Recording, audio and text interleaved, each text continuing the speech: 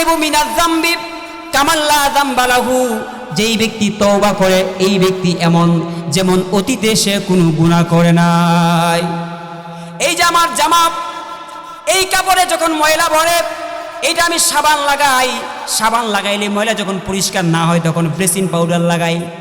এরপরে যখন এটাকে ময়লা পরিষ্কার হয় রৌদ্র দিয়ে শুকাই, আয়রন করে ব্যবহার করি, ঠিক কিনা কোন?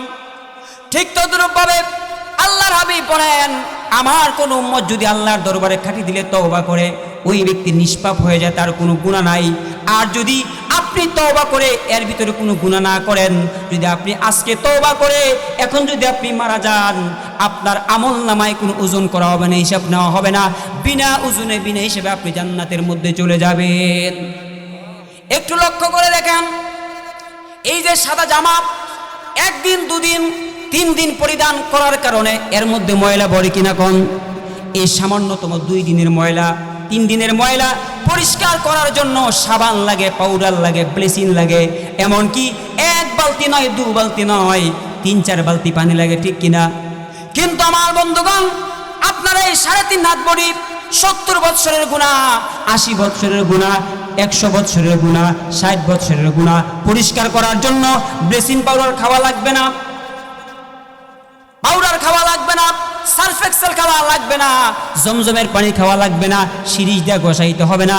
আল্লাহর নবী বলেন, আমার কোনো বান্দা যদি আল্লাহ তাআলার ভয়ে চোখের 1 ফোঁটা পানি ফেলতে পারে, তার 70 বৎসরের সমস্ত গুনাহ আল্লাহ পাক মাফ করে দিবেন। অথচ এই সামান্য একটা কাপড় এইটা পরিষ্কার করতে বালতি বালতি পানি লাগে, সাবান লাগে। কিন্তু নবী বলেন, আমার উম্মতের গুনাহ 70 বৎসর 80 বৎসরের গুনাহ পরিষ্কার করার জন্য 100 বালতি না, জমজমের পানি না, হাউজে কাউসারের পানি না, চোখের 1 ফোঁটা পানি ফেললে আপনার সমস্ত গুনাহ মাফ।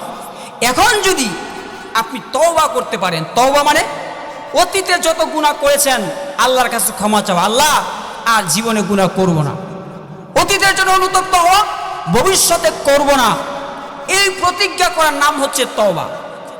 এরকম তওবা করে এর ভিতরে যদি আপনি গুনাহ না করেন, আপনি যদি মারা যান, যদি দান আছে পাল্লা, দান আছে ফাত্তর নাই, ফাত্তর আছে দান, ওজনের কোনো কি নাই, কথা বুঝেন না? ফাত্তর আর দান থাকলে ওজন করণ যায়, যে 1 কেজি দান 1 কেজি চাউল, কিন্তু দান আছে কি নাই? ফাত্তর নাই, ফাত্তর আছে দান নাই, তো কিয়ামতের ময়দানে ব্যক্তি আছে গুনাহ নাই, কথা বুঝেন নাই? তাহলে ওজন করবে কি দিয়া? এই জন্য প্রথম নম্বর হচ্ছে নবী রাসূলগণ, 2 নম্বর নবীর উম্মতের যেই সমস্ত ব্যক্তি তওবা করে।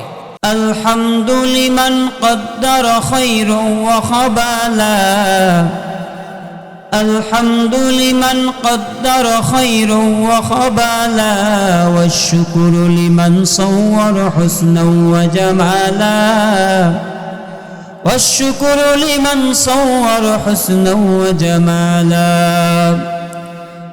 सूरज ने दिया अपने शुआओं को ये पैगाम, सूरज ने दिया अपने शुआओं को ये पैगाम, दुनिया है अजब चीज, कभी सुबह कभी शाम, दुनिया है अजब चीज, कभी सुबह कभी शाम, दुनिया में हूँ दुनिया का तलबगार नहीं हूँ, दुनिया में हूँ दुनिया का तलबगार नहीं हूँ, बाजार से गुजर हूँ खरीदार नहीं हूँ, बाजार से गुजर हूँ खरीदार नहीं हूँ।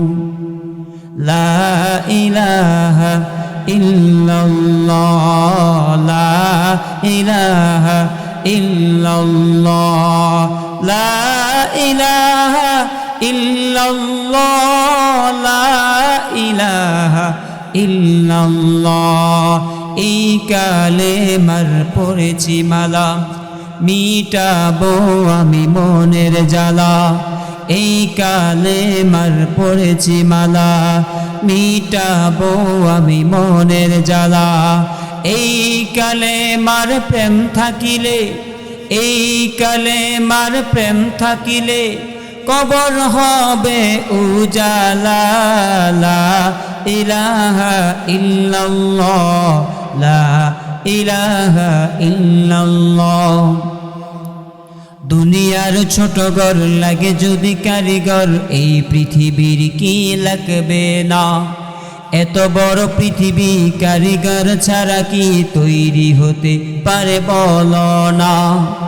দুনিয়ার ছোট ঘর লাগে যদি কারিগর, এই পৃথিবীর কি লাগবে না। এত বড় পৃথিবী কারিগর ছাড়া কি তৈরি হতে পারে বলো না। সেই কারিগর তো আল্লাহ তাআলা, সেই কারিগর তো আল্লাহ তাআলা। নেই কোনো মাবুদ আল্লাহ ছাড়া, বলো লা ইলাহা ইল্লাল্লাহ, লা ইলাহা ইল্লাল্লাহ, লা ইলাহা ইল্লাল্লাহ, লা ইলাহা ইল্লাল্লাহ। নৌকা চলে না মাঝি ছাড়া, জাহাজ চলে না নাবিক ছাড়া, রিক্সা চলে না চালক ছাড়া, বিমান চলে না পাইলট ছাড়া। তেমনি করে দুনিয়াও চলে না আল্লাহ ছাড়া, বলো লা ইলাহা ইল্লাল্লাহ, লা ইলাহা ইল্লাল্লাহ, লা ইলাহা ইল্লাল্লাহ, লা ইলাহা ইল্লাল্লাহ। আলহামদুলিল্লাহ, শালদই উত্তরপাড়া শাহজামে মসজিদ ও এলাকাবাসীর উদ্যোগে আয়োজিত আজকের ইসলামী মহাসম্মেলনের সম্মানিত মান্যবর শ্রদ্ধেয় সভাপতি সাহেব হজরত ওলামায়ে কেরাম, প্রত্যন্ত অঞ্চল থেকে সমাগত তাওহীদি জনতা, আল্লাহ পাকের দরবারে শুকরিয়া আদায় করে নেই যে মহান রব্বুল ইজ্জত আল্লাহ তাআলা আপনাকে আমাকে এই মাহফিলে আসার বসার তৌফিক দান করেছেন। সকলে বলি আলহামদুলিল্লাহ। সবসময় শুকরিয়া আদায় করতে হবে কার? আল্লাহ তাআলার। এই মাহফিলগুলো হচ্ছে আমাদের পরকালের মুক্তির একটি মাধ্যম। এই মাহফিল থেকে যদি আমার একটি কথা যদি শিক্ষা গ্রহণ করতে পারি, আর যদি এটা আল্লাহর কাছে পছন্দনীয় হয়ে যায়, তাহলে আপনার আমার জীবনটা সফল হয়ে যাবে। ঠিক কিনা কোন?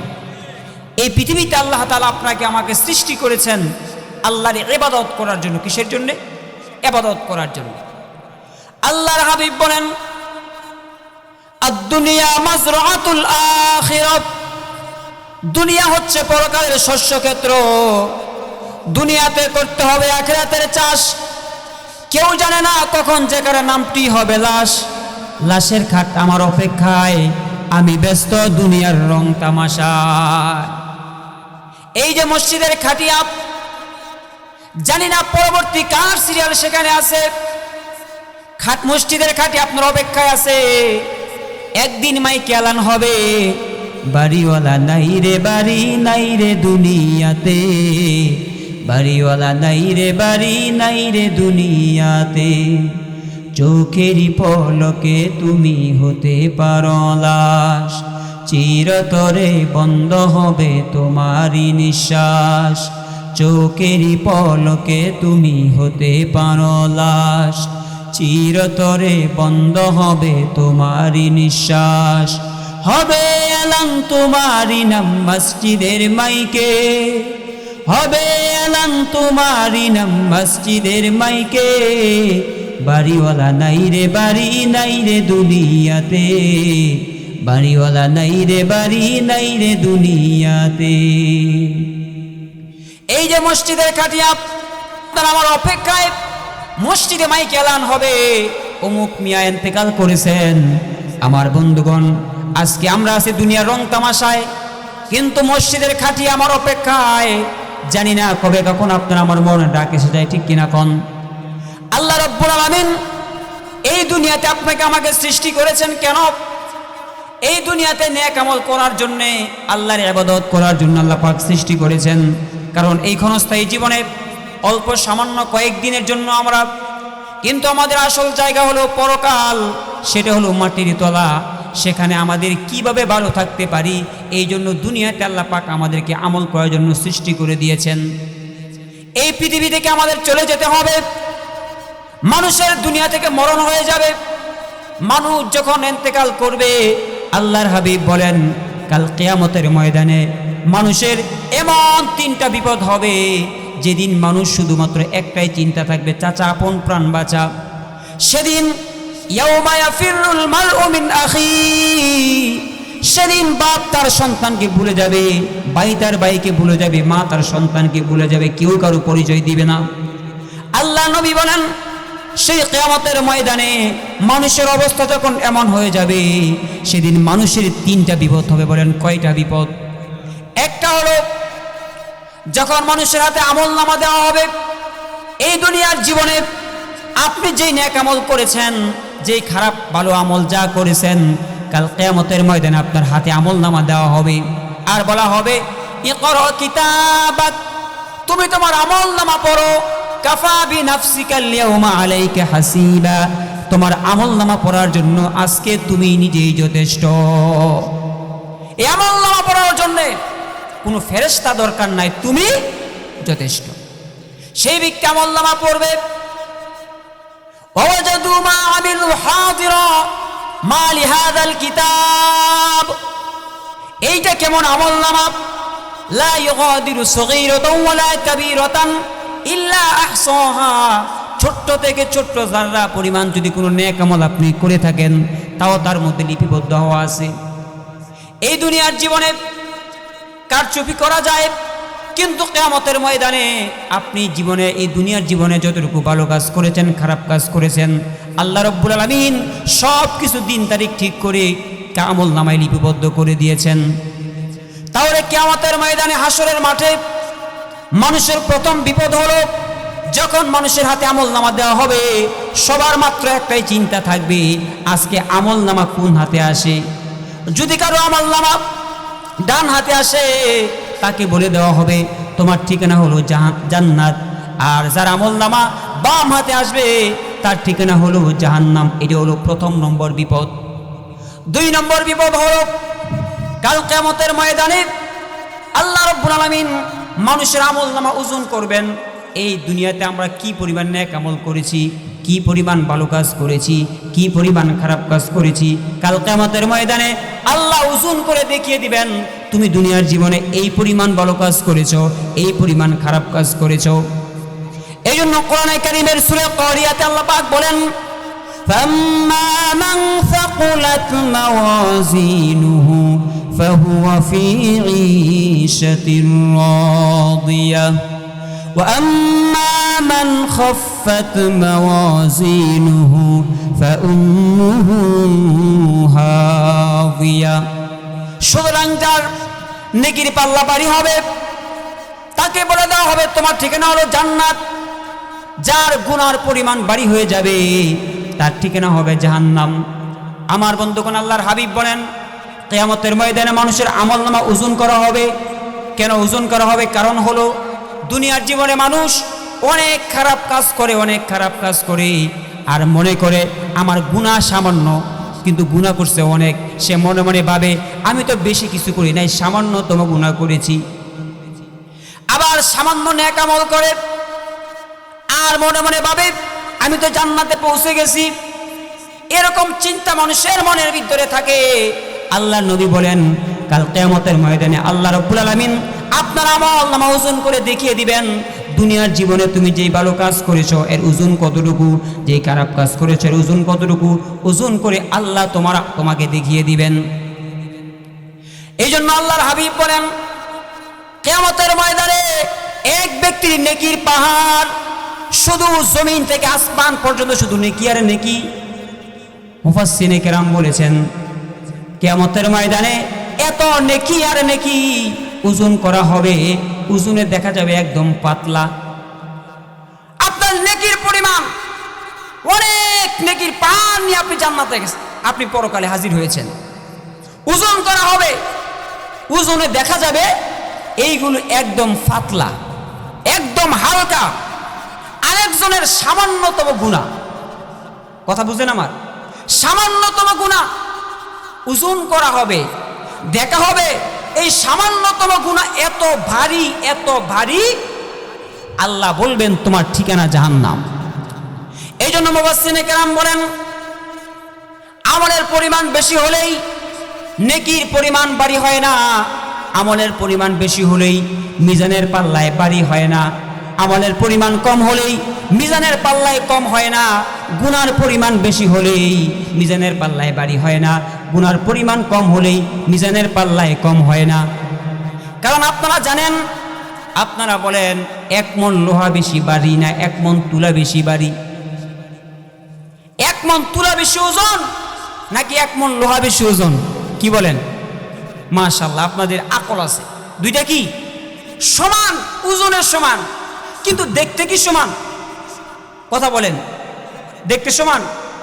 1 মণ তুলা বিশাল বস্তা ভরা, আর 1 মণ লোহা সামান্য, কিন্তু দেখতে কি সমান? দেখতে সমান না, দেখতে কম বেশি। আর পাথর লোহা দেখতে কম কিন্তু ওজনে বেশি। এই জন্য মুফাসসিরিনে কেরাম বলেন, কিয়ামতের ময়দানে এক লোক দেখবে তার অনেক নেকি, কিন্তু ওজন করা হবে, দেখা হবে তুলার মতো, দেখতে অনেক কিন্তু ওজনে হালকা। আরেকজনের সামান্যতম গুনাহ, সে মনে মনে ভাববে ইম্পসিবল, এটা কোনো বিষয়ই না, আমি তো জান্নাতি, কিন্তু ওজন করা হবে, দেখা হবে তার গুনার পরিমাণ, সামান্যতম গুনাহ এত ভারী জাহান্নামের মধ্যে চলে যাবে। আল্লাহ তাআলা কোরআনে কারীমের মধ্যে বলেন, মানুষের যে আমলনামা ওজন করা হবে, যেই জিনিস দিয়ে আল্লাহ পাক ওজন করবেন, কোরআনের ভাষায় তাকে বলা হয় মিজান, বাংলায় বলা হয় বাটখারা, যাকে আমরা বলি ফাল্লা পাত্তর, ঠিক না? তো আল্লাহ পাক এইখানে মাওয়াজিন শব্দ, মিজান, এটা ইসমে আলা ওয়াহিদে কুবরা, অর্থাৎ ওজন করার যন্ত্র। এখানে এক বচন হচ্ছে মিজান আর বহু বচন হচ্ছে মাওয়াজিন, কিন্তু আল্লাহ তাআলা সূরা করিয়ার মধ্যে এখানে এক বচন ব্যবহার করে নাই, মাওয়াজিন বহু বচন ব্যবহার করেছেন। কেন ব্যবহার করেছেন? কারণ হলো কিয়ামতের ময়দানে প্রত্যেকের জন্য পার্সোনাল এক একটা পাল্লা থাকবে, প্রত্যেকের জন্য পার্সোনাল এক একটা পাল্লা থাকবে। এর হচ্ছে এক ব্যাখ্যা। আরেকটা ব্যাখ্যা হচ্ছে এক এক আমলের এক এক পাল্লা থাকবে, নামাজের পাল্লা একটা, রোজার পাল্লা একটা, হজের পাল্লা একটা, এরকম বিভিন্ন আমলের বিভিন্ন পাল্লা থাকবে। এটা হলো 2 নম্বর ব্যাখ্যা। 3 নম্বর ব্যাখ্যা হলো যে একই পাল্লা সব কিছু ওজন করা হবে, মানে এক পাল্লায় 10 পাল্লার কাজ দিবে। এই জন্য আল্লাহ তাআলা এখানে এক বচন ব্যবহার না করে বহু বচন ব্যবহার করেছেন। এই দুনিয়াতে আমরা এক একটা জিনিস মাপার একটা মেশিন আছে না? যেমন জ্বর মাপে, শরীর যখন জ্বর হয় তখন কত ডিগ্রি আমার জ্বর, এই ডিগ্রি মাপার জন্য একটা থার্মোমিটার আছে, এরকম কলমের মতো, এটা বগলের নিচে দেয় অথবা মুখে দেয়, এর মধ্যে লেখা থাকে যে আপনার এত ডিগ্রি জ্বর। দুধ মাপে, এর মধ্যে পানি আছে না পিওর দুধ আছে, সেই মেশিনটার নাম হলো লেকটোমিটার। আবহাওয়া পরিমাপ করে বৃষ্টি হবে কি হবে না, যে মেশিনটা তার নাম হলো বেরোমিটার। ঠিক তদ্রূপভাবে মানুষের আমলনামা ওজন করা হবে, তার নাম হচ্ছে মিজান। কি বলেন? এই মিজানের পাল্লার মধ্যে আমাদের সকলের, এই পৃথিবীতে আমরা যারা আছি, হযরতে আদম আলাইহিস সালাম থেকে শুরু করে কিয়ামত পর্যন্ত যত মানুষ পৃথিবীতে আসবে, সে মুসলমান হোক, কাফের হোক, বেঈমান হোক, সে যেই শ্রেণী মানুষ হোক না কেন, সকলের আমলনামা আল্লাহ পাক এই মিজানের পাল্লায় ওজন করে দিবেন। মুফাসসিরিনে কেরাম বলেন, এই পাল্লার মধ্যে কাফেরদের আমলনামা ওজন করা হবে একবার, আর মুমিন মুসলমানদের আমলনামা ওজন করা হবে 2 বার। কাফেরদের কয়বার? মুমিনদের 2 বার, কাফেরদের একবার। কেন? কারণ কাফেররা দুনিয়ার জীবন অনেক ভালো কাজ করে, করে কিনা? করে না? দান সদকা করে, মানুষকে জনকল্যাণমূলক কাজ করে, অনেক ওয়াজ মাহফিলে সাদা দেয়, অনেক কিছু করে। আর দুনিয়া সিজনুল মুমিনি ও জান্নাতুল কাফির, দুনিয়া হচ্ছে মুমিনদের জন্য জেলখানা আর কাফেরদের জন্য জান্নাত। এই জন্য দেখবেন মুসলমানের তুলনায় কাফের বেদ্দিনরা বেশি ধনী। স্বর্ণকারের দোকান কার? মুসলমানের না হিন্দুর? এই জন্য আল্লাহ পাক বলেন, তারা দুনিয়ায় যত ভালো কাজ করবে তাদের সমস্ত ভালো কাজের প্রতিদান আমি আল্লাহ দুনিয়াতে দিয়ে দিব, তাদের জন্য পরকালে কিছুই নাই। আপনি যদি 1 লিখেন, এরপরে একটা শূন্য দেন, কত হয়? 10। আরেকটা দিলেন, কত হলো? আরেকটা দিলেন 1000, আরেকটা দিলেন, তাহলে 1 লিখে 4টা শূন্য দিলে কত হয়? 10,000। এখন যদি 10,000 থেকে 1 মুছে ফেলেন তাহলে কত থাকে? 9,999। নাকি শূন্য? ঠিক তদ্রূপভাবে যাদের ঈমান নাই, বেদ্দিন কাফের, তারা যত ভালো কাজ দুনিয়ার জীবনে করুক, যেহেতু তার ঈমান নাই, তার এই আমলের কোনো দাম আল্লাহর কাছে নাই। যদিও তারা ভালো কাজ করে, তার প্রতিদান আল্লাহ দুনিয়াতে দিয়ে দিবেন। এবার সেই পাল্লায় মুসলমানদের, মুমিনদের আমলনামা ওজন করা হবে কয়বার? 2 বার। কেন? একবার আপনার জীবনের সমস্ত কাজ এক পাল্লায় রাখা হবে, ভালো খারাপ সব। আরেক পাল্লায় রাখা হবে কালিমা, লা ইলাহা ইল্লাল্লাহু মুহাম্মাদুর রাসূলুল্লাহ। কালিমার পাল্লা যখন, এই মিজানের পাল্লায় যখন কালিমা রাখা হবে, তখন কালিমার পাল্লা ভারী হবে। তখন তাকে বলে দেওয়া হবে, খুশি হওয়ার কোনো কারণ নাই, তুমি জান্নাতি নাকি জাহান্নামে, এটা দ্বিতীয়বার ওজন করা হবে। এবার দ্বিতীয়বার কোনো কালিমার ওজন হবে না। আপনি যে মুসলমান, এই জন্য কালিমার ওজন করা হয়েছে। এবার দ্বিতীয়বার কালিমার ওজন করা হবে না। দ্বিতীয়বার এক পাল্লায় আপনার আমলগুলো, ভালো আমলগুলো রাখা হবে, আর এক পাল্লায় খারাপ আমলগুলো রাখা হবে। এবার যদি আপনার নেকির পাল্লা ভারী হয়, আল্লাহ রাব্বুল আলামিন বলেন আপনি জান্নাতের মধ্যে চলে যাবেন। আর যদি আপনার গুনার পাল্লা ভারী হয়ে যায়, আপনি জাহান্নামের মধ্যে চলে যাবেন। এখন যদি আপনার নেকির পাল্লা ভারী হয়, আপনি জান্নাতে, আপনার গুনার পাল্লা ভারী হলে কোথায় যাবেন? আপনাদের কি কথা বুঝতে সমস্যা হচ্ছে? এখন আমাদের বুঝতে হবে, হুজুর এবার আসল কথায় আসেন, নেকির পাল্লা ভারী হয় কি করলে? কথা বলবেন। নেকির পাল্লা কি মেডিসিন দিলে নেকির পাল্লা ভারী হয়? এশার নামাজের পর থেকে ফজর পর্যন্ত সারা রাত নামাজ পড়লে নেকির পাল্লা ভারী হবে না। তুলার মতো বহুত নেক আমল, কিন্তু দেখতে অনেক ওজনে হালকা। 2 বার ওযু কইরা নামাজ পড়লে, যদি কয় হুজুর আজকে এশার নামাজ আমি 2 বার ওযু করাম, কই কে রে? বেশি সওয়াব হইব। তার মানে 2 বার ওযু করে নামাজ পড়লে নেকির পাল্লা, কথা বুঝেন? সুন্দর নতুন জামা পইরা সেন্ট আতর দিয়া নামাজ পড়লে, কথা বুঝেন? 5 ওয়াক্ত নামাজের আগে গোসল করে নামাজ পড়লে নেকির পাল্লা ভারী হবে না। নেকির পাল্লা যদি আপনি 100 বার হজ করেন, 200 বার হজ করেন, নেকির পাল্লা ভারী হবে না। টঙ্গীর ইজতেমায় লক্ষ মানুষের সাথে 100 বার নামাজ পড়লে নেকির পাল্লা ভারী হবে না। কাবা শরীফে 1 রাকাত নামাজ পড়লে 1 লক্ষ রাকাতের সওয়াব। কাবা শরীফে সারা জীবন নামাজ পড়লেও নেকির পাল্লা ভারী হবে না। নেকির পাল্লা ভারী হওয়ার কিছু শর্ত আছে। কি আছে? এই শর্ত যদি আমরা না জানি, এক লোক হ্যাঁ দৈনিক নামাজ পড়ে 3 ওয়াক্ত, কত ওয়াক্ত? আমি যে গেলাম কাহা, আমনে নামাজ 5 ওয়াক্ত নামাজ ফরজ, আমনে 3 ওয়াক্ত পড়েন কেরে? হুজুর এটা আমনে বুঝদেন না। আমি বললাম এটা আবার কেমন কথা, বুঝতাম না মানে? কয় হুজুর আমি যখন মরলে আল্লাহ যখন আমার আমল নামার মধ্যে ওজন করব, আমি তো দৈনিক নামাজ পড়ছি 3 ওয়াক্ত, মিস দিছি কয় ওয়াক্ত, তাইলে আমার ওজন কোনটা বেশি হইব? কোন যেটা পড়ছি এটা বাড়িয়ে না যেটা কম পড়ছি এটা বাড়িয়ে? কেন আমি তো পড়ছি বেশি। আর একবার বছরে রোজা রাহে 20টা, 10টা রাহে না। চাচা রাহেন না কেন? কয় হুজুর এটাও বুঝতেন না। কয় কে রে? আমি বললাম কেন? তা আমি যে 20টা রাখছি এইটার ওজন বেশি বাড়ি হইব, 10টা রাখছি না এর ওজন হালকা হইব, আমি ওটু জান্নাতি।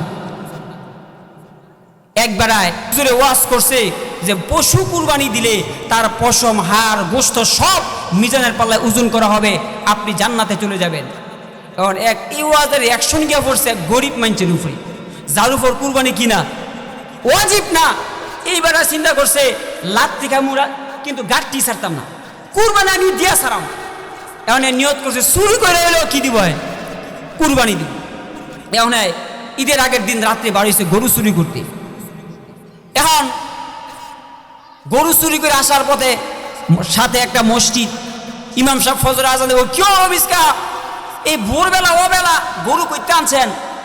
হুজুর মন নাই, শুক্রবারে যে ওয়াজ করছেন যে কুরবানি করলে এই ফজিলত হয়, প্রত্যেক পশমে পশমে নেকি হয়, এর হাড় শিং লোম পশম সব কিছু মিজানের ফেলা ওজন করব, নিয়ত করছি লাত দিঘামু মাগার গাতটি ছাড়তাম না, কুরবানি দিয়ে হইসারাম। গরু কইতে আনছেন চুরি কইরা?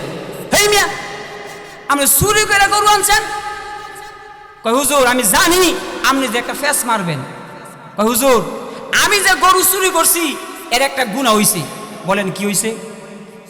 আবার কুরবানি দিমু এটা একটা সওয়াব হইব। তাইলে চুরির গুনাহ আর কুরবানির সওয়াব প্লাসে মাইনাসে কাটাকাটি, আমি গোশত খামু ফাও।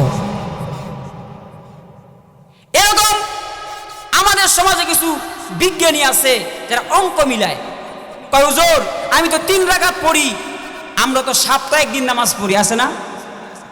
সারা সপ্তাহ যায় গুল্লায়, নামাজ পড়ার খবর নাই, সপ্তাহ ঘুরে আইলে শুক্রবার, অঙ্গ পাড়ার বেগুন মানুষ খাঁটি ইমানদার, ছোট বড় জুয়ান বুড়া নেই ভেদাভেদ নাই, শুক্রবারে মসজিদ যায় জুমা পড়বাল্লাই, আগে পরে সুন্নতেরি দারে না কুদার, আগে পরে সুন্নতেরি দারে না কুদার, অঙ্গ পাড়ার বেগুন মানুষ খাঁটি ইমানদার। তাহলে এখন আমাদের বুঝতে হবে নেকির পাল্লা বাড়ি হয় কি কি কাজ করলে। নবী করিম সাল্লাল্লাহু আলাইহি সাল্লাম বলেন নেকির পাল্লা বাড়ি হয় 3টা কাজ করলে। একটু আস্তে বলেন কয়টা? দেখছেন মানুষ উল্টা, আস্তে কইলে জোরে, জোরে কইলে আস্তে, ঠিক কিনা? তো নবীজি বলেন 3টা কাজ কোন ব্যক্তি যদি করে আমলটা অল্প হলেও এর ওজন অনেক বেশি। ওজন কি? অনেক বেশি। 1 নম্বর হচ্ছে ঈমান। কোন ব্যক্তি যদি ঈমান না থাকে, বলেন কি না থাকে? ঈমান যদি কোনো ব্যক্তির না থাকে, সে যত ইবাদত করুক আল্লাহর কাছে তার ইবাদতের কোনো মূল্য। কবি নজরুল তুমি করেছো ভুল, দাড়ি না রেখে রেখেছো মাথার চুল। আপনারা জানেন রবীন্দ্রনাথ ঠাকুরকে চিনেন কিনা কোন? রবীন্দ্রনাথ ঠাকুরের এত লম্বা লম্বা দাড়ি ছিল, কি বলেন সত্য কিনা? কিন্তু কাজী নজরুল ইসলাম ওনার কোনো দাড়ি ছিল না, কিন্তু রবীন্দ্রনাথ ঠাকুরের দাড়ি ছিল, কিন্তু লোকার ঈমান ছিল না। বেটার দাড়ি ছিল, কি ছিল না? ঈমান ছিল না। আবার কবি নজরুল ঈমান ছিল কিন্তু মুখের মধ্যে দাড়ি ছিল না। যেহেতু রবীন্দ্রনাথ ঠাকুরের ঈমান নাই, দাড়ি আছে, সুতরাং ঈমান না থাকার কারণে এই দাড়ির কোনো মূল্য আল্লাহর কাছে। আমাদের সমাজে এরকম দাড়ি রাখে না। দাড়ি রাখা নবীর সুন্নত। কি বলেন? কোন ব্যক্তি যদি নামাজ ছেড়ে দেয়, যতক্ষণ নামাজের সময় থাকে অতক্ষণ তার আমল নামায় গুনাহ লেখা হয় নামাজ না পড়লে। কিন্তু যে ব্যক্তি দাড়ি কাটে, এক মুষ্টির হওয়া আগ পর্যন্ত, যদি সেই ব্যক্তি দাড়ি বড় হওয়া পর্যন্ত তার আমল নামায় গুনাহ লিখতে থাকে। যুগের কথা কইতে গেলে লজ্জায় বাসি না, বয়স হলো 70-80 দাড়ি রাখে না। যুগের কথা কইতে গেলে লজ্জায় বাসি না, বয়স হলো 70-80 দাড়ি রাখে না। 16 বছরের যুবতী বুরকা পরে না, 80 বছরের বুড়ি যে বুরকা খোলে না। যুগের কথা কইতে গেলে লজ্জায় বাসি না, বয়স হলো 70-80 দাড়ি রাখে না। 80 বছর বয়সেতে পৌঁছে গেছে চাচা, তবুও কেন চাচার মুখের দাড়ি আবার চাচা। 80 বছর বয়সেতে পৌঁছে গেছে চাচা, তবুও কেন চাচার মুখের দাড়ি আবার চাচা। দাড়ি চাইসা যুবক সাজে পুরা হতে চায় না, দাড়ি চাইসা যুবক সাজে পুরা হতে চায় না। যুগের কথা কইতে গেলে লজ্জায় বাসি না, বয়স হলো 70-80 দাড়ি রাখে না। আমি একজনের দিকে গেলাম, ভাই আপনি দাড়ি রাখেন না গিরি? কয় হুজুর আপনি ব্যাক করেছেন, আমি কি বুঝলে হয়েছি দাড়ি রাখতাম? কয় হুজুর দাড়ি রাখলে তো বুড়ে বুড়ে দেওয়া যায়, আনস্মার্ট দেওয়া যায়।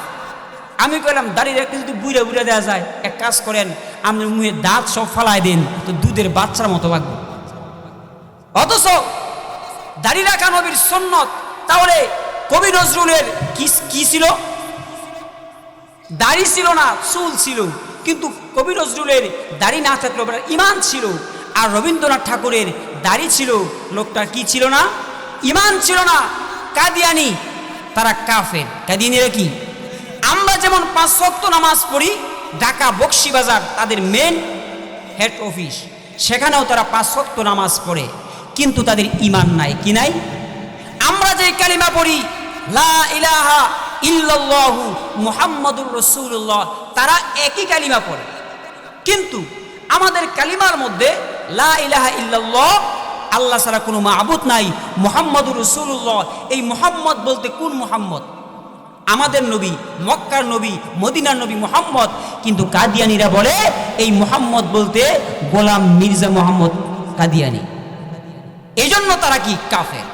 তাহলে আমলের পাল্লা, মিজানের পাল্লায় বাড়ি হওয়ার জন্য প্রথম নম্বর শর্ত হলো ঈমান থাকতে হবে। 2 নম্বর শর্ত হলো নিয়ত সহি থাকতে হবে।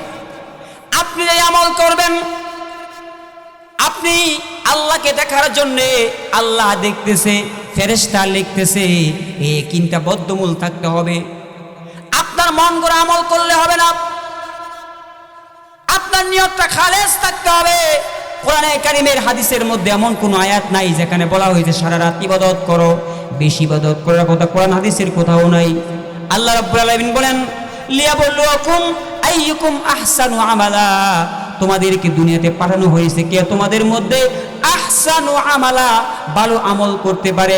আহসান অর্থ হলো সুন্দর, ভালো, খাঁটি। এইখানে আল্লাহ পাক আকসারু আমালা কথা বলেন নাই, অধিক পরিমাণে আমল করার কথা আল্লাহ পাক বলেন নাই। হাদিস আল্লাহ নবী বলেন আখলিস দীনাকা ইয়াকফিকাল আমালুল কলিল, তোমার ঈমানটাকে খাঁটি করো, অল্প আমল তোমার জন্য যথেষ্ট হয়ে যাবে। এই জন্য আমাদের নিয়তটাকে খালেস করতে হবে। যদি আল্লাহকে দেখানোর জন্য, আল্লাহকে রাজি খুশি করার জন্য সামান্য আমল করেন, এই সামান্য আমলের ওজন আল্লাহ তাআলার কাছে বেশি পরিমাণ বাড়ি হয়ে যাবে। 3 নম্বর শর্ত হলো যে আমলটুকু আমরা করব এর মধ্যে আল্লাহর নবীর তরিকা থাকতে হবে, আল্লাহর দেওয়া আইন রসুলের লাইনে চলাতে হবে। আপনার মন গড়া করলে কোনো আমল গ্রান্টেড হবে না। যে আমলটুকু আমরা করব সে আমলটুকু কি থাকতে হবে? আপনার নবীর তরিকায়, আপনার মন গড়া মতো করলে হবে না। তাহলে নেকির পাল্লা বাড়ি হওয়ার শর্ত কয়টা? 1 নম্বর ঈমান থাকতে হবে, 2 নম্বর নিয়তটা সহি থাকতে হবে, 3 নম্বর এটা নবীর তরিকায় করতে হবে। এই 3 ভাবে যদি আপনি আমল করেন, যদি আমলটা অল্প হয়, আপনার মিজানের পাল্লায় অল্প আমল বাড়ি হয়ে যাবে। এখন বুঝবেন গুনার পাল্লা বাড়ি হয় কেন? গুনার পাল্লা বাড়ি হয় এক কারণে। বলেন কয় কারণে? কোন ব্যক্তি যদি গুনাহকে অবহেলা করে, তুচ্ছ তাচ্ছিল্য করে, অবহেলা করে নামাজ পড়ল না, খামখেয়ালি করে রোজা রাখলো না, এই সামান্যতম গুনাহ এত বাড়ি হবে, এত বাড়ি হবে। আরেকজন ব্যক্তি যদি বাধ্য হয়ে গুনাহ করে, অনেক সময় আমরা বাধ্য হয়ে গুনাহ করতে বাধ্য হই। যেমন এক্সাম্পল শোনেন, অনেক সময় আমরা রাত্রেবেলা ঘুমাই না, কথা বলেন, ঘুমাই না। আপনার বাড়ির পাশে পোলাপাইনদের ডিজে গান বাজায়, সোনা বন্ধুর গান বাজায়। গান শোনা হালাল না হারাম? কিন্তু আপনি বললেও সে গান থামাবে না। পাশের বাড়িতে বিবাহ, সারা রাত গান আর গান।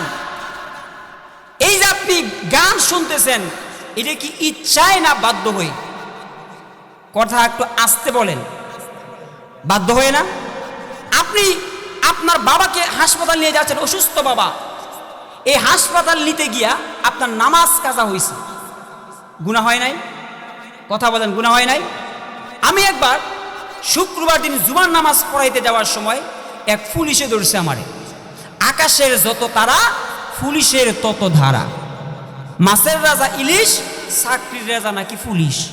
পুলিশে কয় হুজুর আমি সব দেখাইলাম, কয় আমনের ফাও বোর্ড জুতা নাই, এটা লেগে আমনের মামলা। সব কাগজ সব ঠিক আছে, আমিও জাতীয়তা বাংলাদেশি, ইন্ডিয়া না। এরপরও কয় আমনের ফাও শু জুতা নাই, কারণ ফুন্ডে চালাইলে শু জুতা লাগে। এখন আমি কইলাম স্যার কি করাম, তো বেশি কিছু লাগতো না, হাতে 5 আঙ্গুল দেয়াইছে। কি দেয়াইছে? কয় 500 না দিলে সারাসারি নাই, আমি যত বড় হুজুরি হই আর যত টুকা হুজুরি হই। এই যে পুলিশটা আমি দিতে বাধ্য, এই যে আমি পুলিশকে ঘোষ দিছি হুজুর হইয়া, এটা কি খুশিতে দিছি না বাধ্য হয়ে দিছি? তাহলে এরকম বাধ্য হয়ে কোনো ব্যক্তি যদি হাজারো গুনাহ করে এত বাড়ি হবে না যদি কোনো ব্যক্তি ইচ্ছায় সামান্যতম গুনাহ করে, এই সামান্যতম গুনাহ তাকে জাহান্নামের মধ্যে নিয়ে যাবে।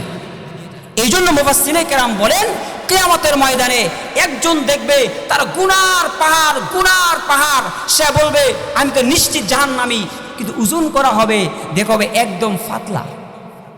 আর বলা হবে এইগুলো তোমার ইচ্ছায় তুমি গুনাহ করো নাই, তুমি ভালো মানুষ ছিলে, কিন্তু তুমি বাধ্য হয়ে বিপদে পড়ে গুনাহ করেছ, এই জন্য তোমার এই গুনার কোনো ওজন হবে না। আর তুমি সামান্য আমল করছিলা ইখলাস নিয়া, 3টা শর্ত নিয়া, এই জন্য সামান্য আমলটুকু বলছিলাম না তুলার মতো আর পাথরের মতো, 1 মণ তুলা বেশি ভারী না 1 মণ লোহা বেশি ভারী? 2টা ওজনের সমান, কিন্তু দেখতে কি পার্থক্য? ঠিক তদ্রূপভাবে কাল কিয়ামতের ময়দানে মানুষ যখন দেখবে যে তার অনেক নেকি কিন্তু ওজন করা হবে ইখলাস না থাকার কারণে, নবী করিম সাল্লাল্লাহু আলাইহি সাল্লাম বলেন একই মসজিদে একই ইমামের পিছনে অনেক মুসল্লি নামাজ পড়ে, কিন্তু সকলের নেকি এক ধরনের না। বলেন সকলের নেকি, কেউই 10 ভাগের 9 ভাগ সওয়াব পায়, কেউই পায় 7 ভাগ 8 ভাগ 2 ভাগ, কেউ নামাজ পড়তে আর গজব লইয়া বাইর যায়, ঠিক না? কারণ যারা প্রাণ কোম্পানির চাকরি করেন তারা বুঝবেন, প্রাণ কোম্পানির গেট কয়টা? মেন সদর গেট একটা, এই গেট দিয়া সমস্ত শ্রমিক হাজার হাজার শ্রমিক ঢুকে আবার বের হয়। এবার আপনারাই বলেন সকল শ্রমিকের বেতন কি এক ধরনের?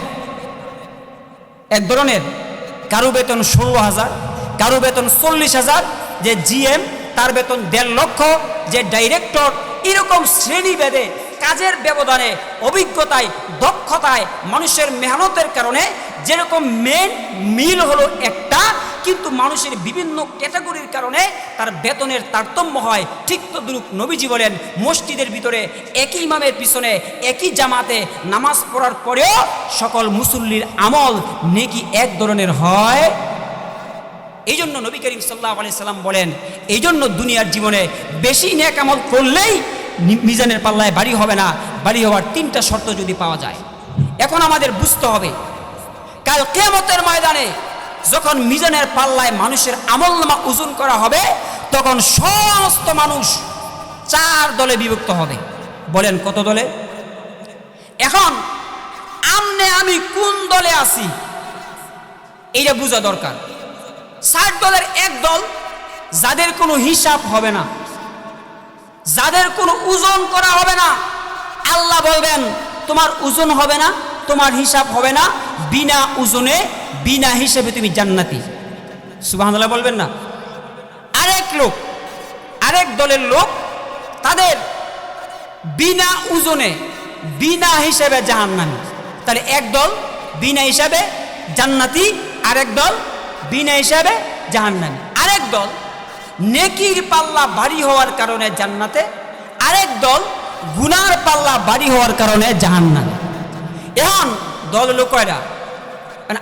আমি কয় নম্বর দলে আছি এটা কি বোঝা দরকার। এখন বুঝবেন না মইরে গিয়ে টেস্ট করবেন? এখন বুঝার লাগে আজকে ওয়াজের মাহফিল, এইটার লাগে আজকে আপনাদের ইউসুফ সিরাজি জামাই সাহেব আমার হাতির দাঁতে আনছে। এখন যদি আপনারা আমার ওয়াজ শোনেন তাইলে বুঝতে পারবেন যে আপনি 4 নম্বরে কয় নম্বরে আছেন। মইরে গিয়ে টেস্ট করা লাগবে, এখন তাই টেস্ট করেন। শুনতে চান আপনি কয় নম্বরে আছেন? আল্লাহর হাবিব বলেন কাল কিয়ামতের ময়দানে যখন সমস্ত মানুষকে 4 দলে বিভক্ত করা হবে, তার মধ্যে 1 নম্বর দল হবে এমন যাদের কোনো ওজন করা হবে না, যাদের আমলনামা হিসাব নেওয়া হবে না, ওজন করা হবে না, বিনা ওজনে বিনা হিসেবে আপনাকে আল্লাহ জান্নাতের মধ্যে পৌঁছে দিবেন। এই দলে 1 নম্বর দল। এই দলে কারা আছে? এই দলে আছে 2 ধরনের মানুষ। কয় ধরনের? 1 নম্বর হচ্ছে নবী রাসূলগণ, যাদের জীবনে কোনো গুনাহই নাই, মাসুম, নবীরা হচ্ছে নিষ্পাপ। এই জন্য নবীদের কোনো আমল নামা ওজন করা হবে না, হিসাব নেওয়া হবে না, বিনা ওজনে বিনা হিসাবে জান্নাতে দেওয়া হবে। এটা হলো এক ধরনের লোক। আরেকজন হচ্ছে যাদের কোনো গুনাহ নাই। আল্লাহর হাবিব বলেন, আত-তাইবু মিনাজ যামবি কামান লা যামবা লাহু। যেই ব্যক্তি তওবা করে এই ব্যক্তি এমন যেমন অতীতে সে কোনো গুনাহ করে নাই। এই যে আমার জামা, এই কাপড়ে যখন ময়লা ভরে, এইটা আমি সাবান লাগাই, সাবান লাগাইলে ময়লা যখন পরিষ্কার না হয় তখন ব্লিচিং পাউডার লাগাই। এরপরে যখন এটাকে ময়লা পরিষ্কার হয় রৌদ্র দিয়ে শুকাই, আয়রন করে ব্যবহার করি, ঠিক কিনা কোন?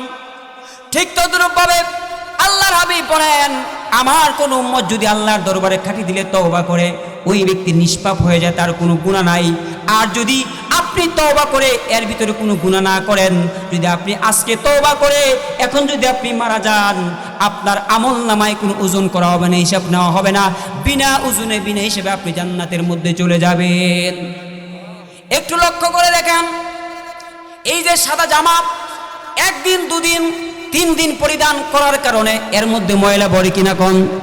এই সামান্যতম 2 দিনের ময়লা 3 দিনের ময়লা পরিষ্কার করার জন্য সাবান লাগে, পাউডার লাগে, ব্লিচিং লাগে, এমনকি 1 বালতি নয় 2 বালতি নয় 3-4 বালতি পানি লাগে, ঠিক কিনা?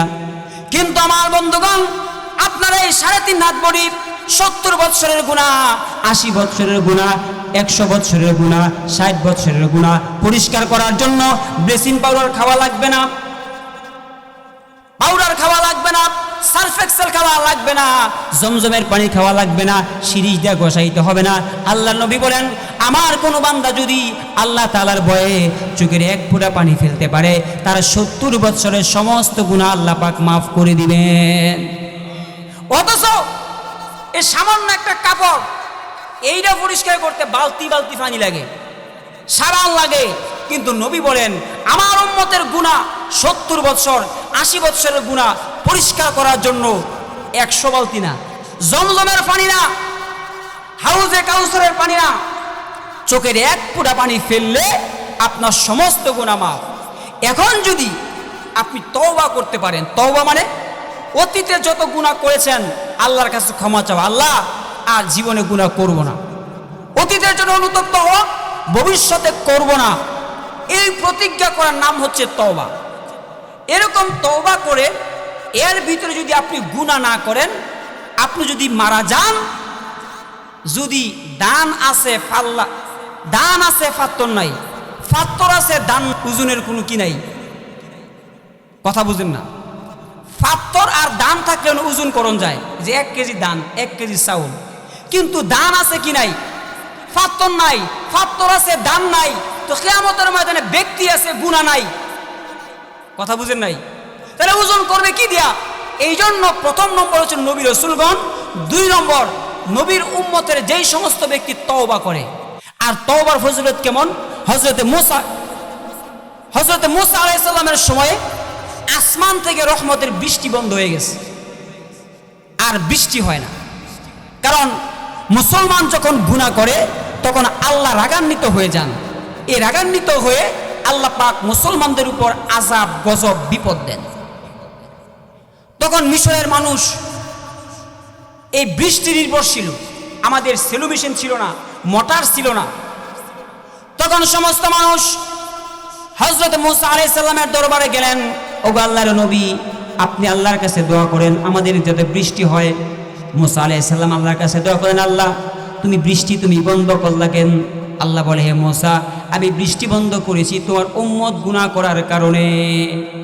তোমার উম্মত নাফরমান, গুনাহ করে। এই তো 2 বছর আগে আমাদের দেশে কেমন গরম হয়েছিল, তখন দেখলাম এই যে আপনাদের কুড়িগ্রামে, তারপরে বাংলাদেশের বিভিন্ন জায়গায় আমি টিভিতে দেখানো হয়েছে যে বৃষ্টির লাইগা ব্যাঙের বিয়া পড়ায়।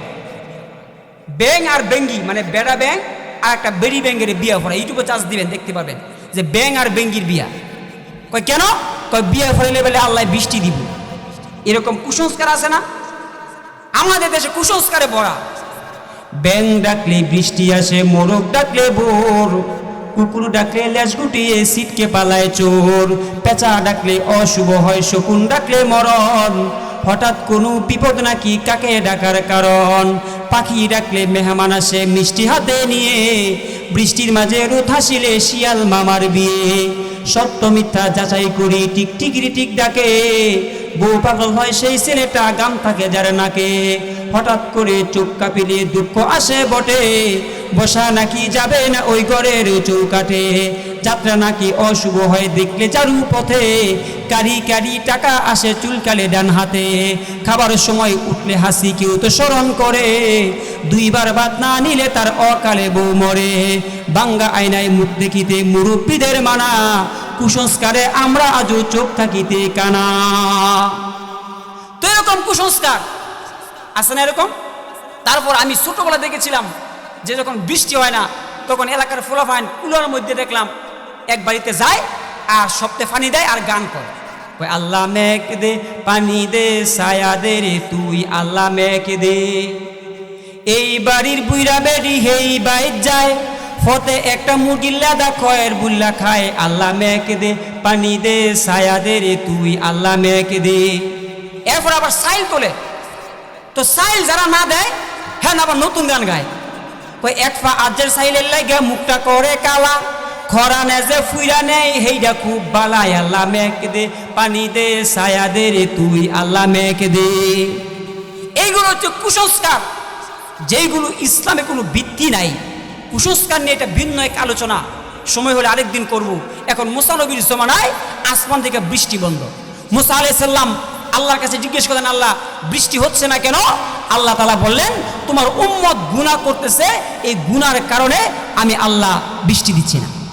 এখন মুসা আলাইহিস সালাম সকল উম্মতদেরকে নিয়ে এক খালি মাঠে ইস্তেখারার নামাজ, তওবার নামাজ, সেখানে বৃষ্টি প্রার্থনার নামাজ পড়ে আল্লাহর কাছে দোয়া করতেছে, আল্লাহ আমরা তো গুনাহগার, আমার উম্মত গুনাহ করতেছে, আল্লাহ তোমার কাছে তওবা করি আর জীবনে গুনাহ করব না, তুমি দয়া কইরা রহমতের বৃষ্টি দাও।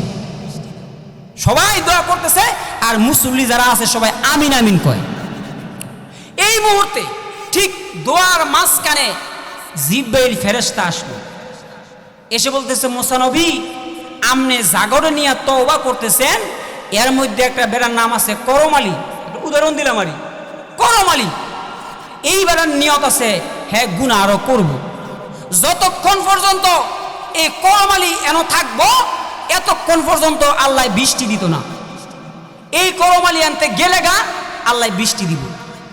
মুসা আলাইহিস সালাম সাথে সাথে দোয়া বন্ধ করে দিয়েছেন, বলতেছে এখানে একজন ব্যক্তি আছো, হ্যার মনে মনে নিয়ত আছে আরো গুনাহ করবা, সুতরাং যার মনে মনে কানার মনে মনেই জানা, সুতরাং যার ভিতরে এমন নিয়ত আছে দয়া করে চলে যাও, তুমি না গেলে আল্লাহ রহমতের বৃষ্টি দিবে না। এখন এটা তো নবী, কারণ যদি না যায় আবার ওই বাড়া এবারে গাঢ় দূরে বার করবো, ঠিক না? কারণ যেই বারার এই নিয়ত আছে মনে মনে গুনাহ করব, খাটি দিলে তো অবাক করছে না, হ্যাঁ চিন্তা করছে হায় হায় যদি মুসা নবী আমার নাম কইয়া দেয় আর আমি যদি এই মুহূর্তে সব মানুষের কাছ থেকে আল্লাহ আল্লাহ যাইয়া, তো মাইনছে কইব তোর লাগে বুঝে আঙ্গুর কপাল আলী কি লাগছে, তাহলে মাইনছে আমার থুইব, কি বলেন? থুই তো না। এখন বেড়ায় চিন্তা করছে হায় হায় এখন যদি আমি যাইগাও এলাকার মানুষের কাছে আমি কালালই কমু আর মানছি কইব তোর লাগে আঙ্গুর এলাকার গজব পড়ছে, বৃষ্টি হইছে না। এমন হ্যাঁ আল্লাহর কাছে মনে মনে তওবা করছে, আল্লাহ আমারে তুমি আর শরম দিও না, আমি জীবনে গুনাহ করতাম না। এইবারে তওবা করছে মনে মনে, হাত তুললে না কেমনে, সাথে সাথে রহমতের বৃষ্টি শুরু হয়ে গেছে। তো মুসা আলাইহিস সালাম অবাক, আল্লাহ তুমি এটা কি করলা? তুমি কইছো এনতে একজন ব্যক্তি না গেলে বৃষ্টি দিবা না। আল্লাহ কয়, মুসা যেই ব্যক্তির কারণে আমি আল্লাহ বৃষ্টি বন্ধ করেছিলাম, এখন সেই ব্যক্তির কারণেই আমি আল্লাহ রহমতের বৃষ্টি দান করে দিলাম, কারণ তার সাথে আমার সন্ধি হয়ে গেছে, সে আমার কাছে তওবা করেছে। এই জন্য তওবা আল্লাহর কাছে অনুতপ্ত হওয়া, আল্লাহ জীবনে যত গুনাহ করেছি তুমি আল্লাহ আমাদের জীবনের সকল গুনাহটা মাফ করে দাও। তাহলে এরকম তওবা যদি করতে পারেন, যদি এর ভিতরে গুনাহ না করেন, যদি মারা যান আপনি বিনা হিসেবে জান্নাতি। এই হলো 1 নম্বর দল। 2 নম্বর দল বিনা হিসেবে জাহান্নামী। ওমাই ইয়ারতাদি মিনকুম আন দীনিহি যারা নাকি আগে মুসলমান ছিল পরে নাস্তিক হয়ে গেছে, মুরতাদ হয়ে গেছে। কথা বুঝেন নাই? প্রথমে কি ছিল? মুসলমান ছিল, পরে ইসলাম ধর্ম থেকে খারেজ হয়ে গেছে। যেমন তসলিমা নাসরিন, রাশেদ খান মেনন, ডক্টর আহমেদ শরীফ, কবি শামসুর রহমান, কবি দাউদ হায়দার, এরকম যারা নাস্তিক ছিল, যারা প্রথমে মুসলমান ছিল, কি ছিল? অনেক ভালো কাজ করেছিল, কিন্তু ইসলামের সামান্যতম বিষয়কে অস্বীকার করার কারণে তাদের ঈমান নষ্ট হয়ে গেছে। তারা জীবনে হাবিতত আমালুহুম, তাদের জীবনে যত নেক আমল করছে সমস্ত নেক আমলকে আল্লাহ পাক ডিলিট করে দিয়েছেন, বাতিল করে দিয়েছেন। এই জন্য তাদের তো কোনো নেক আমল নাই, তারা বিনা ওজনে বিনা হিসেবে জাহান্নামের মধ্যে চলে যাবে। তাহলে বুঝতে পারছেন কয় নম্বর দল? 2 নম্বর দল, যাদের আমল নামায় কোনো নেকি নাই, শুধু গুনাহ। কারণ তারা প্রথমে মুসলমান ছিল, তারা পরে মুরতাদ হয়ে গেছে। 3 নম্বর, فأما من ثقلت موازينه فهو في عيشة راضية। সুতরাং কিয়ামতের ময়দানে 3 নম্বর দল হবে এমন, যাদের আমল নামায় এক পাশে ভালো আমল আর এক পাশে খারাপ আমল ওজন করা হবে। ওজনের পরে দেখা হবে নেকির পাল্লা বাড়ি।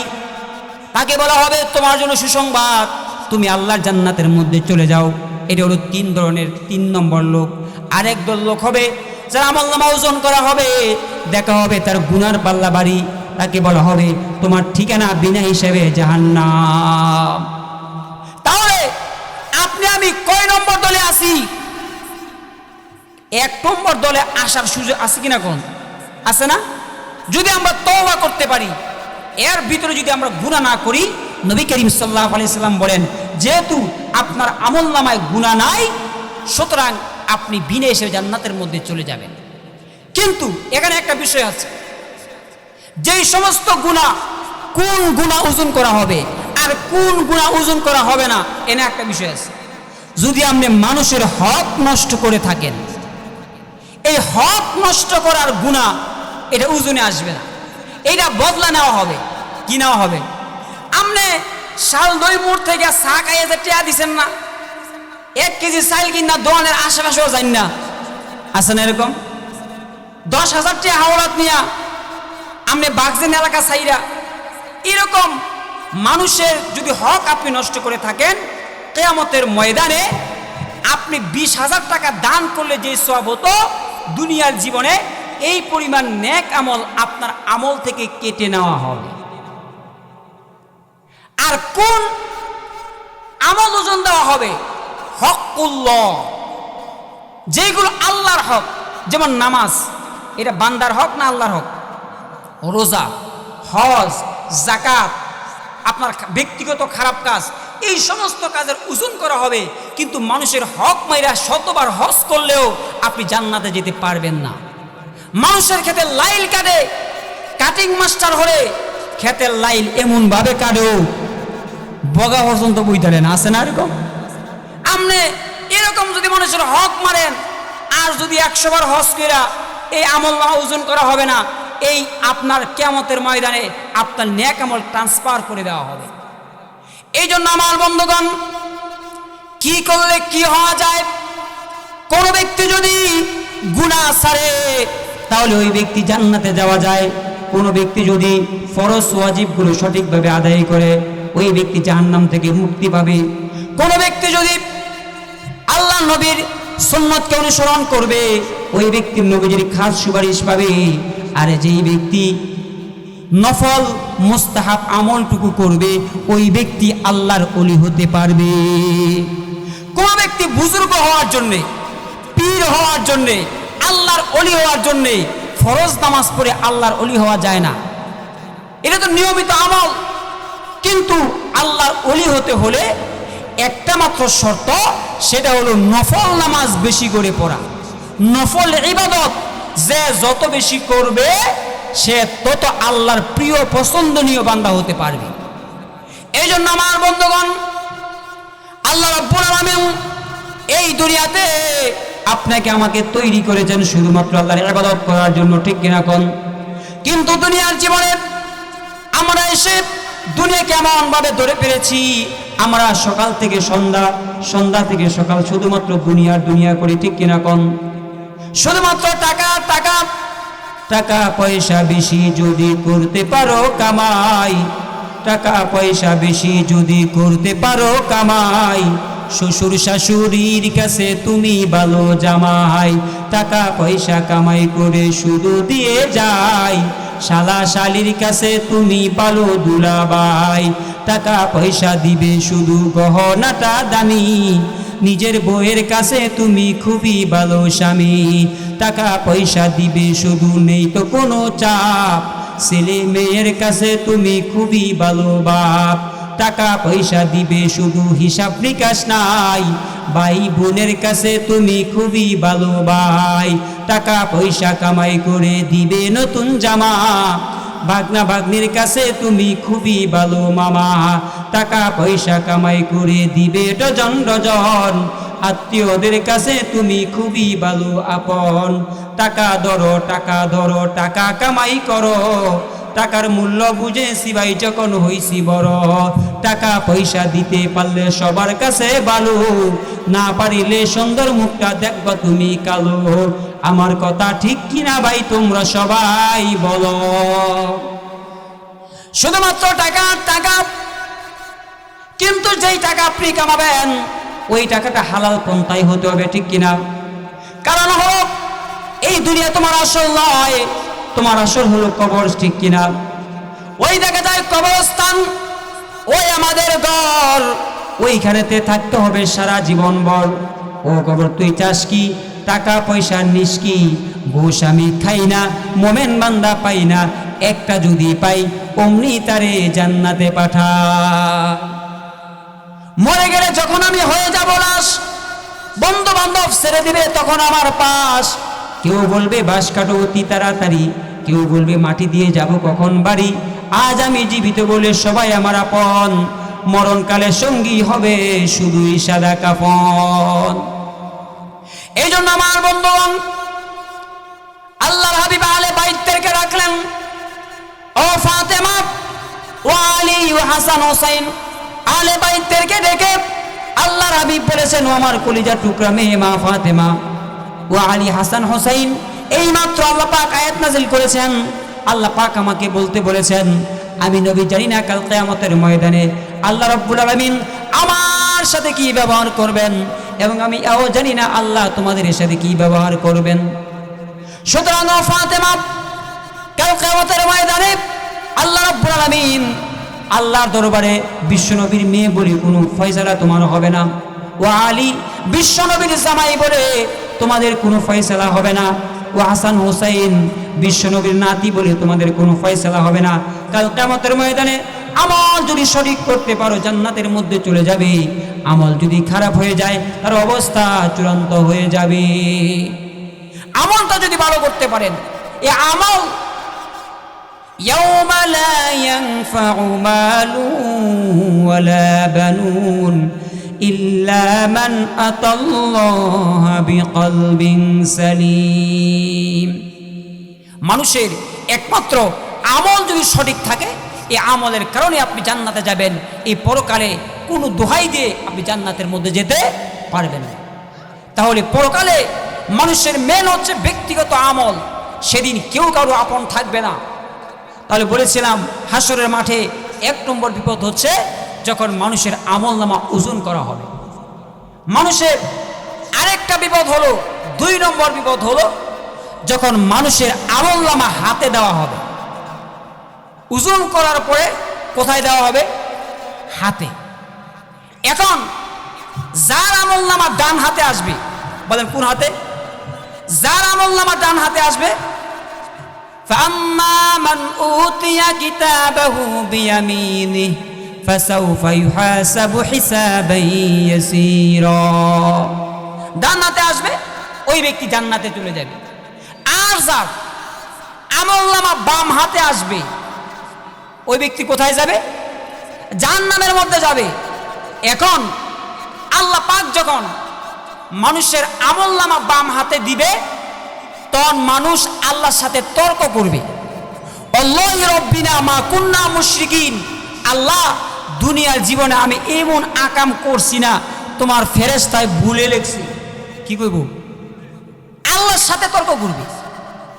তখন আল্লাহ তাআলা 3টা প্রমাণ পেশ করবেন। বলেন কয়টা? আর একটু আসতে বলেন কয়টা? মরলে আমার কথা মিলাই দেখেন যে হুজুরে কি কইছে মিলেনি, এরপরে আমার দৈরে যদি না পাইন মিল্লা, তাহলে মানুষ আল্লাহর সাথে তর্ক করবে, আল্লাহ তোমার ফেরেশতা আমার সাথে দুর্নীতি করছে। আল্লাহ বলবেন দাঁড়াও টেস্ট করে দেখি দুর্নীতি করছে কিনা। এখন আল্লাহ পাক জমিনের ফিঙ্গারপ্রিন্ট টেস্ট করবেন। ইয়াউমা ইদিন তুহাদ্দিসু আখবারহা। জমিনের উপর দিয়ে হাঁটছেন, কলা চুরি করতেন গেছেন জমিনের উপরে হাইটটা, সিনেমা দেখতে গেছেন, নাইল্লা খেতে বইয়া পানি খাইছেন, বাবা বড়ি খাইছেন, এই জমিন সাক্ষ্য দিবে। যারা খুন করে, পিস্তল দিয়ে খুন করলে হাতের ফিঙ্গারপ্রিন্ট ফরেনসিক রিপোর্ট টেস্ট করা হয় এই অপরাধীকে। এই জন্য আপনারা দেখবেন রাস্তাঘাটে যখন কোনো মানুষ মারা যায় তখন এই মৃত লাশ শনাক্ত করে কেবে জানেন? জানেন আপনারা? মনে করেন একটা লোক শালদই বাজারে মইরা পড়ে আছে, একটা গাছের মানে একটা বাসের ড্রাইভার, ওনারা কি আপনারা চিনেন? চিনেন না। এখন এই লোকটারে চিনবো কেমনে? মনে আছে আপনাদের ভোটের আইডি কার্ড করার সময় হাতে যে ফিঙ্গারপ্রিন্ট দিয়েছিলেন মনে আছে? মনে আছে? যদি এইটা মনে থাকে তাহলে পৃথিবীর যে কোনো মানুষ হ্যাঁ যদি ময়রা আড্ডি হয়ে জায়গা যদি হাতের রেখা থাকে তাইলে এই মেশিনের মধ্যে লাগাইলে তার জীবন বৃত্তান্ত সবাই ঘটবে। এই জন্য মরা লাশ পুলিশে পাইলে তারে ফিঙ্গারপ্রিন্ট লাগায়, সাথে সাথে তার ভোটার আইডি কার্ডে ফেলে। কি কোন কথা বুঝেন না? ফিঙ্গারপ্রিন্ট দিলে 1 লাখ টাকার মোবাইলের লক খুলে জায়গা, আর ফিঙ্গারপ্রিন্ট না জানা থাকলে এটা মেকার নিলেও কাম হয় না। কথা ঠিক কিনা কন? তাহলে সর্বপ্রথম জমিনের ডিএনএ টেস্ট করা হবে। জমিনে কইব আল্লাহ হ্যাঁ আমার রূপে বইয়াছি গাঞ্জা খাইছেন, হ্যাঁ আমার উর্ফে ফারাদা কলা চুরি করছেন, হ্যাঁ নামাজের সময় এই সাহেস্টল আমার রূপে বইয়া সোনাবন্ধুর কথা শুনছে, গিবত শুনছিল, তখন প্রথম সাক্ষী দিব কারা? জমিনে। এরপরে কব আল্লাহ এই জমিন অসুবিধা না, কি করব? কব আল্লাহ এই জমিন আমার একটা দুর্নীতি করছে। তখন আল্লাহ পাক হ্যাঁ বারে বারে তর্ক করবো আল্লাহর সাথে। তখন বেশি কথা কইলে মানুষ পছন্দ করে না, ঠিক না? তখন আল্লাহ আল ইয়াউমা নাখতিমু আলা আফওয়াহিহিম ওয়া তুকাল্লিমুনা আইদিহিম ওয়া তাশহাদু আরজুলুহুম বিমা কানু ইয়াকসিবুন। এই বেশি কথা বলার কারণে আল্লাহ তার জবান বন্ধ করে দিবে। ইন্নাস সামা ওয়াল বাসারা ওয়াল ফুআদা, সব তার হাত, তার পা, তার চক্ষু, তার কান, তার ঠোঁট, তার চামড়া তার বিরুদ্ধে সাক্ষী দিবে। এই চোখে কবে আল্লাহ হ্যাঁ আমারে লইয়া হ্যাঁ শাহস্টলিকে ছবি দেখছি। এ কানে কবে আল্লাহ হ্যাঁ সারাদিন ইয়ারফোন দিয়ে গান শুনছে, ওয়াজ হয়েছে না, কেরা কইব? আমনের কানে কইব, আমনের মুহে কইব আল্লাহ হ্যাঁ কাবা শরীফ সুমাইছে না, হ্যাঁ তাহলে বিড়ির মোতা সুমাইছে। কথা বুঝেন নাই? তাহলে 2 নম্বর সাক্ষী দিবে কে? কথা বলেন না কেন? আপনার জবান বন্ধ অঙ্গ প্রত্যঙ্গ, আপনার হাত সাক্ষী দিবে, আপনার পা সাক্ষী দিবে, আপনার চোখ সাক্ষী দিবে, কান সাক্ষী দিবে, 365টি অঙ্গের প্রত্যেকটা অঙ্গ সাক্ষী দিবে। তাহলে কয় নম্বর হলো? এখন তো তার মুখ বন্ধ, এখন তো তার কথা কর কি নাই। এরপরে আল্লাহ তার মুখ একটু খোলার সুযোগ দিব। ও তোমার কোন কথা আছে? কি জিগাইব? কব আল্লাহ আছে। এই যে জমিন কথা কইছেন, এটা আমার হাত, এটা তো নেমু খারাম। এই মন নিজের খাইয়া আরেক শ্রেণী নিয়ে চিন্তা করে, কি কইন? কথা বুঝেন না? এই নিজের খাইয়া নিজের ফইরা আরেক শ্রেণী নিয়ে স্বপ্ন দেখে, এইটাও তো পালা না। আমাদের দেশে আছে না এরকম বেপর্দা মহিলা, যাদের কারণে আজকে আমাদের যুব সমাজ নষ্ট হয়ে যায়। এখন এই জমিন সাক্ষ্য দিল, এবং সাক্ষ্য দিল তার অঙ্গ প্রত্যঙ্গ। 3 নম্বরে তার লিখিত আমলনামা, ওই যে কারেন্টের বিল দেয় না আপনাকে ভাই প্রত্যেক মাসে মাসে, যে ডিসেম্বর মাসে কত ইউনিট খরচ করছেন প্রত্যেক ইউনিট চলে আসে। কি বলেন? আপনি ব্যাংক থেকে টাকা তুলছেন কত তারিখে কোন সময় লেখা আছে। এবার আল্লাহ পাক তার আমলনামা হাতে দিবেন। ইকরা কিতাবাক, আল্লাহ রাব্বুল আলামিন বলেন ওয়া কুল্লু ইনসানিন আলজামনাহু তাইরাহু ফি উনুকিহি ওয়া নুখরিজু লাহু ইয়াওমাল কিয়ামাতি কিতাবান ইয়ালকাহু মানশুরা। এখন আমলনামা দিয়ে করব, তোমার আমলনামা পড়ার লাগে কোনো ফেরেশতা লাগতো না, তোমার বাপ চাচা লাগতো না, তুমি তোমার নিজের আমলনামা পড়ো। এমন পড়বো যে 2026 সালে 29শে জানুয়ারি ওয়াজও না গিয়া বিড়ি খাইছিলাম দন বইয়া, হ্যাঁ তারিখ চলে আছে। কারণ ক্যামেরা ফিটিং করলে সিটিং করার কোনো বাও নাই। এমন স্বীকার করতে বাধ্য। এমন স্বীকার করার পরে আল্লাহ জিজ্ঞাসা তোমার আরো কোনো কথা আছে? এমন খুব আল্লাহ আছে। কই কি? খুব আল্লাহ এই যে গুণাগুলো করছি এটা আমি ইচ্ছাই করছি না, আমারে অমুকে তমুকে করাইছি। কি কইব? হ্যাঁ মানুষের দোষ দেব, এর মধ্যে প্রথম দোষ দিব তার বন্ধু। কব আমারে বন্ধু আমারে খারাপ বানাইছে, আমার বন্ধু আমার বেনামাজি বন্ধু আমার বেনামাজি বানাইছে, মদখোর বন্ধু আমার মদখোর বানাইছে, আমার খারাপ বন্ধু আমার খারাপ বানাইছে। কি কইব? তার বন্ধু ধরে খারাপ বানাইছে। 2 নম্বরে বলবে আমি যেই নেতার আদেশ মানতাম, যেই নেতাকে অনুসরণ করতাম, আমি যেই পীরকে মানতাম, এই পীরের কথায় খারাপ কাজ করছি। 3 নম্বর কইব আল্লাহ আমার এই কাম শয়তানে করাইছে। কেন করাইছে? সাথে সাথে শয়তান কইব আল্লাহ কারণ আমার একটা কথা আছে। জিজ্ঞেন চাহে আমার দেখছিনি? আল্লাহ জিজ্ঞাসা কেউ তুমি কি শয়তান দেখছিলা? কইব না। ও দেখছে না, আল্লাহ মিছা কথা কইছে যে আমি যদি আর গুনাহ করে দিতাম দেখ লইলে হ্যাঁ আমার নামে অপবাদ দিছে। এই সমস্ত অপরাধ প্রমাণিত হওয়ার পরে ওই ব্যক্তি তার কোনো পথ থাকবে না, ওই ব্যক্তি আল্লাহর জাহান্নামের মধ্যে চলে যাবে। যে কথাগুলো শুনলাম বললাম, আল্লাহ পাক সকলকে সে কথার উপর আমল করার তৌফিক দান করুন।